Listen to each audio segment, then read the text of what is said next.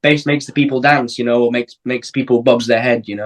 I think that's what it comes down to at the end of the day. So don't worry about being stupid fast or whatever, because that's great, but it sometimes isn't what bass should be. It should be cool and groovy. I think that's what it should be.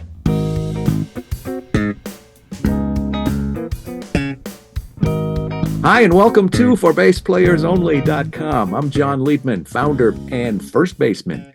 If you've ever wanted to learn bass, you should know that right now there are thousands of people inside the ForBassPlayersOnly.com community, a lot of them over 50, and they are learning bass and having the time of their life playing music that they love. Come join them so you can see what it's like to experience that incredible transformation for yourself. As I always say, you're never too old to groove, so let's play bass. My guest this week is George Price. George is a professional bassist in the London area. He started playing bass at age 12 and apparently never looked back. George attended Tech Music School, where he received a degree in popular music performance, specializing in bass guitar. And since graduating, he's been performing and touring all over the UK and beyond, playing shows, festivals, and doing quite a bit of recording on albums, EPs, and the like. He's performed with Emily Faye, neo-soul group Lyra, and several rock bands, including the Second Sons and the Earl Jackson Four, and a whole bunch more. George does it all. This is his first time on ForBassPlayersOnly.com. Welcome, George. It's great to have you. Well, thank you. When you put it like that, it sounds all right, doesn't it, to be fair? But yeah, hello. Thanks for having me on here. Well, a lot of us can make ourselves look good on paper, but you actually are good. You've got quite a list of accolades and accomplishments, so that's why we reached out. We want to share your story with our audience because I'm sure they'd cool. want to know about you. Let's start from the beginning. I mentioned you started playing bass at age 12, but tell me about your musical upbringing and what attracted you to the bass. Do you come from a musical family, parents, records playing, brothers and sisters, anything like that? Well, I'm an only child, so Who's my brother? I think, oh, I'm just kidding. No, so I'm only child, and my family, I think my dad's the most musical one. I think I started out playing classical guitar, actually. I'm not quite sure why, but I was having like guitar lessons, and I was just some like 10-year-old school kid just playing guitar at home, and I had some lessons, and I didn't really know anything about the bass guitar. And then it turns out that there was a local band. They were after a bass player. We like rock covers. I don't know what we're like, Nirvana and Green Day and stuff. And they, hey, we need a bass player. And there were some school friends of mine, and they I suppose they said, do you want to play bass? And I was like, well, I don't really know, because I don't have a bass. I play guitar. I had a red Fender Strat, that was cool. And my dad said, you know what? Don't turn it down. I've got this, essentially I had a Steinberger Spirit bass. He was like, I've got this. Why don't we join the band and see what happens? And my dad helped out with the band. It was like dads and their sons just having a band and playing. So it was sort of a joint thing to do. So yeah, just joined the band. And then from there, I started having bass guitar lessons, and, gradually sort of fell into the world of the bass, which is really cool. That's a really organic way of doing it. I didn't really feel pressured. I was just like, they need a bass player, I'll take the gig. And yeah, I mean, in terms of musical upbringing, my dad listened to a lot of Led Zeppelin, Dire Straits. My dad absolutely loves Pink Floyd. So there was always some sort of epic sounding stuff in the house. And yeah, I just had some lessons, played played all around the pubs. So I grew up in Preston, in North England, Lancashire, and all that. And the band that we were in, we just started playing around all the venues around Chorley and Preston, and we ended up being quite good I suppose a kids cover band. You know, we were doing quite well, and we had all the gear, and it just sort of snowballed from there. In terms of playing, we played loads of gigs. I then got heavily into the lessons, into the sort of the graded material. So did some grades through school, through high school. I continued to play. And then it went into college, and I did a BTEC music at college, but we had to join some bands. So I was the bass player I think I played bass for 2 bands, and then one sort of discontinued, and the other one did okay. And we ended up supporting, there's a band in America, they were called OPM. Do you remember who they are? I'm not sure. They had a hit. They had a hit called "Heaven Is a Half Pipe." Okay. Which is I don't know. It's I suppose it's like a punk pop kind of thing. Anyway, we ended up supporting them in Preston. We played I played bass on that gig and various other things, and then I was told about Tech Music School, and at the time, Tech specialized in specific musical degrees, so you can do drums, bass, guitar, vocals. They've since branched out, and you can do whatever. So anyway, at 18, I packed my bags with my bass guitar. It was a Fender Jazz, which I have over there at the moment, and ever since then, I've been in London, and I'm just playing bass, and that is a roundabout rough summary of bass that I do. Was everything you just described on the electric bass? Did you play any upright at all during those years? No, I never. Don't think I ever had the chance. Oh, actually, no, tell a lie. I was having some lessons at my high school, and I'm not a very tall person now, but I was a really small kid, and my bass teacher at the time was like, "Have you ever played an upright bass?" Nope, never given it a chance. Anyway, we found one in one of the music rooms. I brought it in, and I think I had to stand on a chair to reach the top. And that was probably my first experience of playing an upright.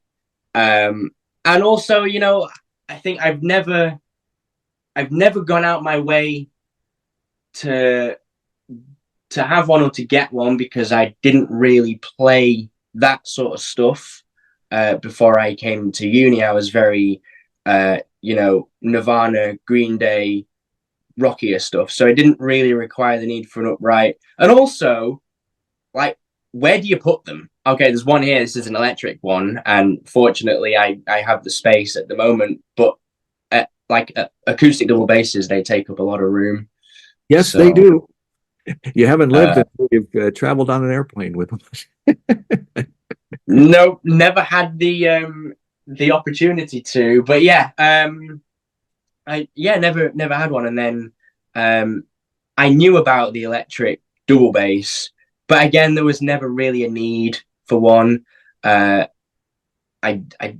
think because they're just so massive, I didn't get one. So that was when my dad introduced the idea of, hey, have you ever seen an electric upright bass that's not quite the same size? What about an NS bass? And then the whole thing snowballs, and there you go, ends up in an Omni bass, which was a great addition. All right, well, I definitely want to ask you about that. But you said your dad got you a Steinberger bass, and then later, when it came time for the electric upright, that was an NS, Ned Steinberger bass. So how did your dad get so interested in Ned Steinberger and his products?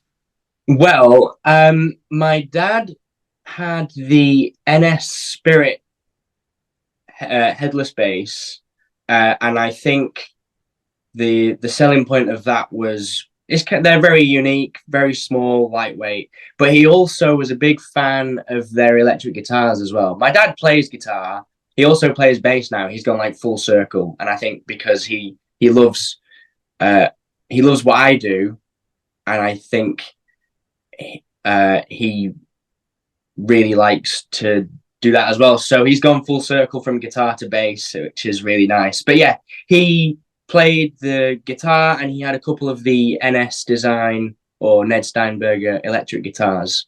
And I think that's how he knew about them before me, really. And that's where it comes from. All right. Well, now you're playing the NS upright, and I see you playing. It's really cool to see you holding it like an upright. A lot of times you hold it like a guitar. Sometimes you're playing with the bow, even when you're holding it like a guitar. So let me back up just a little bit. You must have learned at some point how to play an upright bass and how to use the bow. Was that in school, or did you have a teacher that showed you that, or did you just figure it out, or YouTube, or what? I think I don't really know how it sort of happened. When I got the NS, it was a case of put it on, see how it feels, and because this one's got the boomerang strap on it, it's able to sort of sit anywhere. So it I don't really know. It just feels more. I think the advantage of it is it feels more like an electric bass. You know, it sits right. Um, and I don't know. I just have to. It just feels.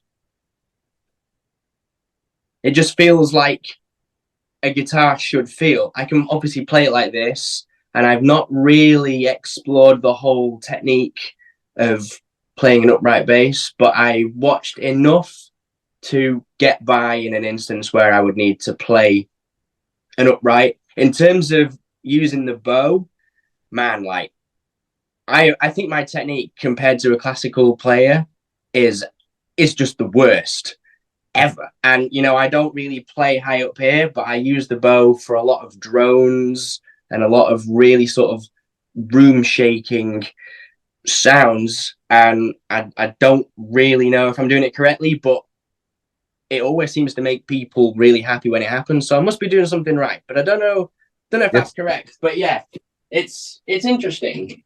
I've not really looked at any footage, just sort of trial and error and see what happens.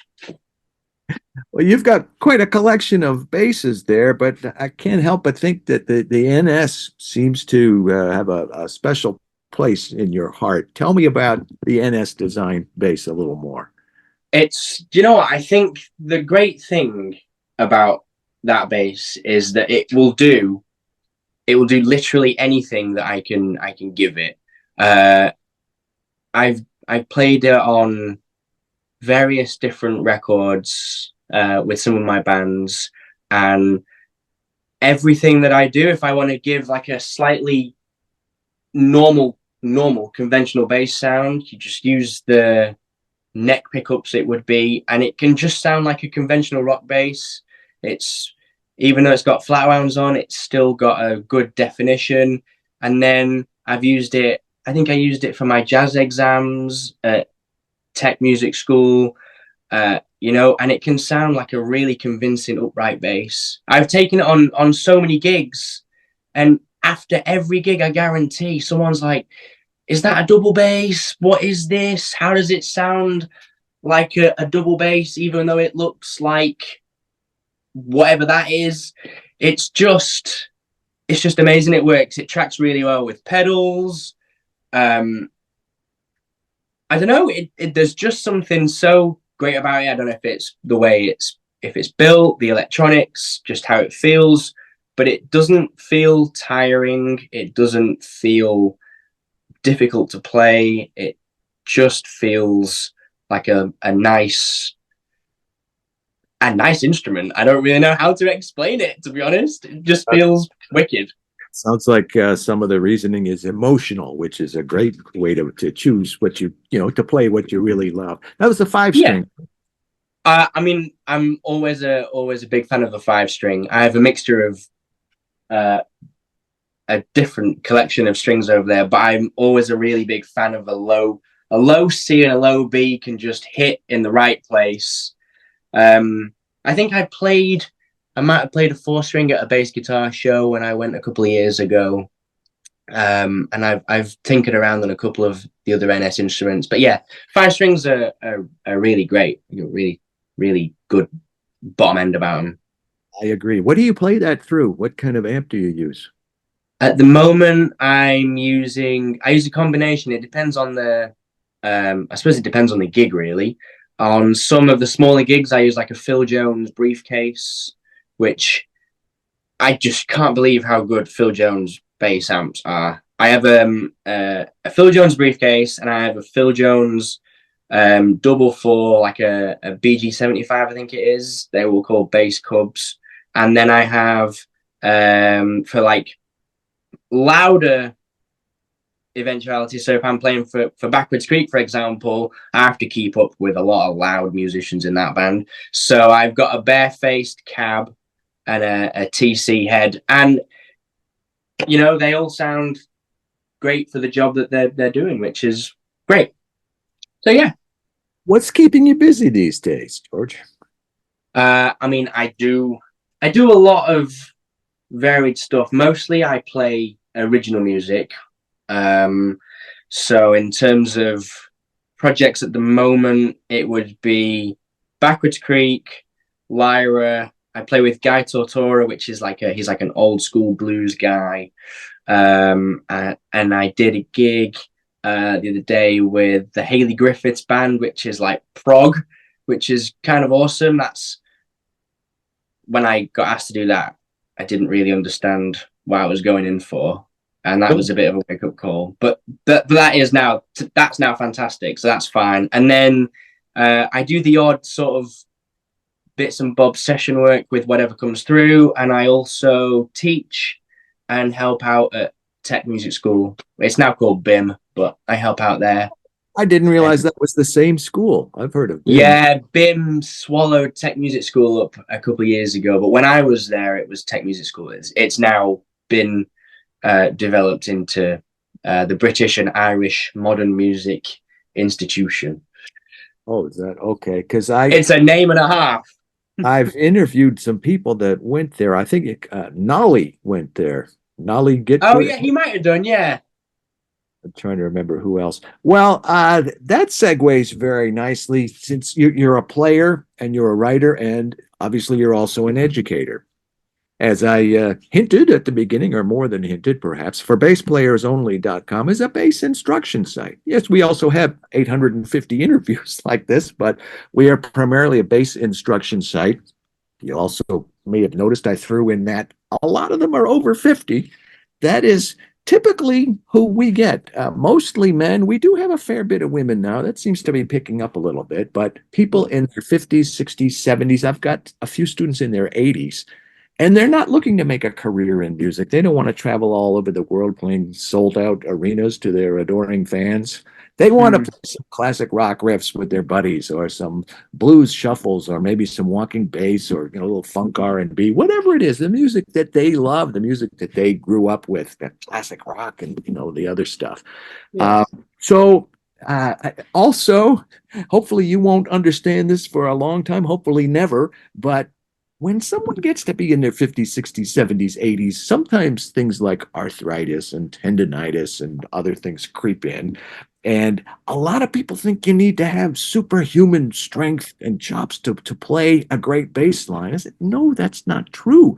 You can make the music feel so great even by playing a super simple bass line. So I'm telling you all this just to give you a context, because I want to ask you, George, what advice can you impart to somebody like that who wants to learn to play bass? What questions should they be asking? What goals should they be trying to reach? What should they be thinking about when they want to play bass, learn bass?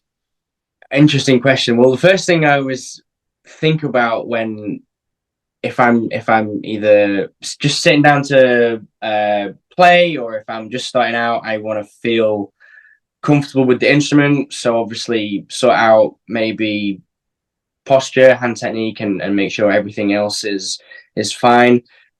It's funny you mention about arthritis and various other things. I think it's important to stretch before you play.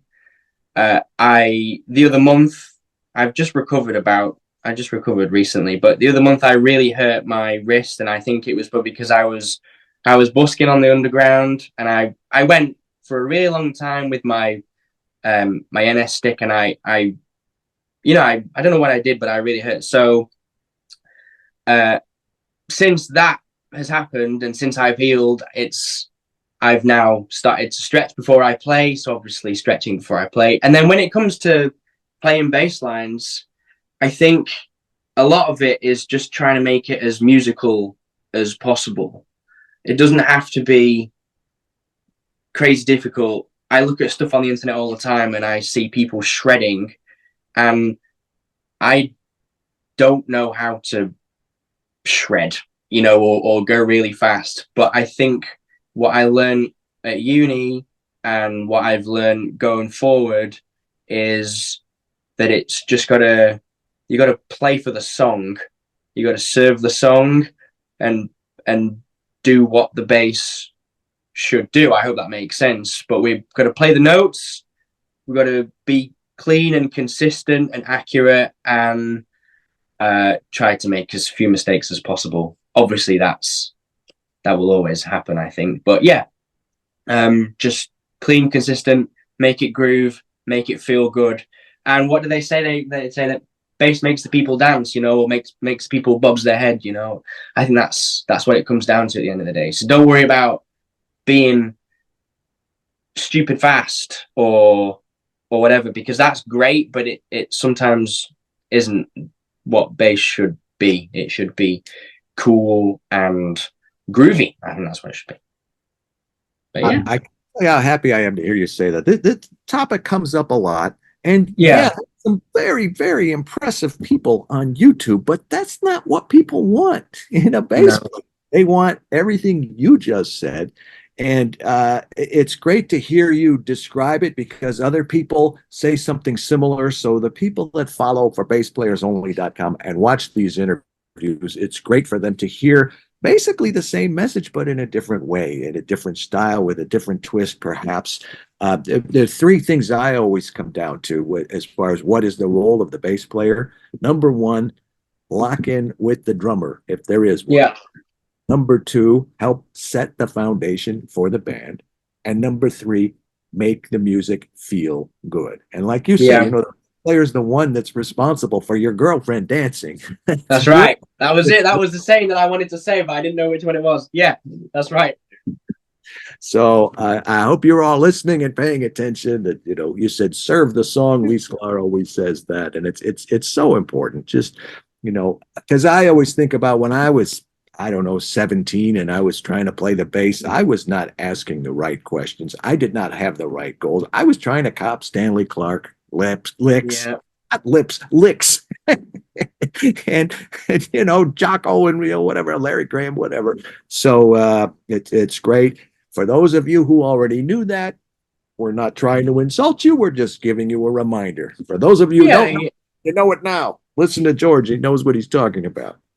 And I've been told in my uni exams, I've had feedback of all sorts, probably in like my first year, because first year, I'd only been playing for a couple of years, and you do exams and stuff like that, and they give you feedback at the end. And some of the feedback is, yeah, it was good, but you could simplify it a little bit, or you didn't need to play this at this point, or don't rush, sit back. And all this feedback has just been given at different angles, and I think that's what's happened over the years. I think it's, if you have a really great fast lick that you can play, you by all means play it, but don't overplay it. Just do it once in a song and make people go, whoa, what was that? And then go back to playing what you should be. Yeah, I mean, it's I think that's where it all comes from, really. Yeah. That's perfect. Right on. What about the future? we talked about a lot of stuff that you've done and a lot of stuff you're doing right now. Is there something else that is in the works, or do you have a someday I'm gonna, or is there anything you've always wanted to do but haven't gotten around to yet? I mean, I think at the moment I'm genuinely really happy about sort of what I'm doing. I'm playing a variety of different things. I'm thankfully playing with people who are UK based, but I also um, occasionally get to play for people that come over from America or whatever if they're doing festivals. Um, I don't really know where I would like to be. I'd just like to play lots of shows. Obviously, in front of loads of people would be fantastic, but it's not necessarily guaranteed. Um, I would like to be on more records, but again, I think it just sort of happens. A lot of the stuff that I've been getting in the past year to year and a half has been word of mouth. I seem to do a good job for other people, so I get recommendations and recommended through people, and um, I think that's how a lot of my work has come out. I would like to play more. I would love to try like to go on more tours, but again, that just happens over time. Um, and I think what I would really like to do actually is I'd love to meet Stanley Clark. I'm a big fan, and I like a lot of his stuff. So yeah, maybe I'd like to meet some probably bass heroes. Is probably quite a nice thing. But yeah, I think generally shows I'd like to do some recording or more recordings. Um, but I'm pretty happy where it's going at the moment. I seem to be doing okay. Um, I do have like a sense. I was talking to my friends the other day. Like I have a feeling that something will happen at some point, but I can't work out what it will be in terms of. I don't know if it's personal life related or professional life related or whatever, but something exciting is going to happen. I mean, this is exciting in itself, but something professional would happen. I'm not quite sure. I don't really know if that answers your question. It does, because it's interesting, because sometimes things, if you're surrounded by, you're into it. You're in the music scene, the music business, the music, community. So something will come up and that will lead to something else that you never thought of. And because of that, that will lead to yet something else. And Yeah. you don't know where it's going to end up. But then later, a few years down the road, you look back and you see this imaginary thread that weaves it all together, makes it all so logical and make so much sense. You're young, you're talented, you've got a lot of energy, you've done a lot of great stuff already. So please keep me posted. Let me know what's going on. I'm sure we can all look forward to seeing and hearing lots more great things from you, George. So promise me you'll do that. I will, yeah. I have one more question for you. Yeah. What would you be if you were not a bass player? And it has to be something outside of music. You can't say a guitar player or something like that. It's funny because I remember, and it's funny when I get asked this question, I specifically remember a time I was on a car journey and I can picture exactly where it is. And I said to my parents in the front, I was like, I would love to be a builder or a tarmacker, like a road tarmacker. And I did like a day building course at like a college open day. And it was fun laying bricks, like it was fun. So I think I could have done that. I've also done a little bit of community radio presenting. So at the end of high school and at the end of college, I either had the choice to go to London, where I am now, or to Liverpool to do like a radio. I don't know if they do radio degrees, but it was like a media radio degree or whatever. And I looked at both and considered both options, and they said, "Oh, there's no money in radio, don't do that." And then they said, "There's no money in music, don't do that." So I looked at them both and I went, "I'll go and do music." But yeah, I would have wanted to be a builder or a road tarmacker of all things. I don't know why. Probably because they were quite well paid, to be fair. Oh, that's awesome. Well, keep doing what you're doing. Keep playing the bass. I think you made the right choice. And like Oh, I man, said, me too. Yeah, thank you. know what's happening. Much luck and continued success to you. I know you're going to go a lot farther. Thank you, man. Cheers. All right, you're watching ForBassPlayersOnly.com. I'm John Liebman, founder and first baseman. If you've ever wanted to learn to play bass, you should know that right now there are thousands of people inside the For Bass Players Only community, a lot of them over 50, learning bass, playing the music that they love, and having the time of their life. You should join them so you can see for yourself what it's like to experience that wonderful transformation. You're never too old to groove, so let's play bass. Thanks again to my special guest, George Price. I will see you all next week right here, same time, same place. In the meantime, let's play bass.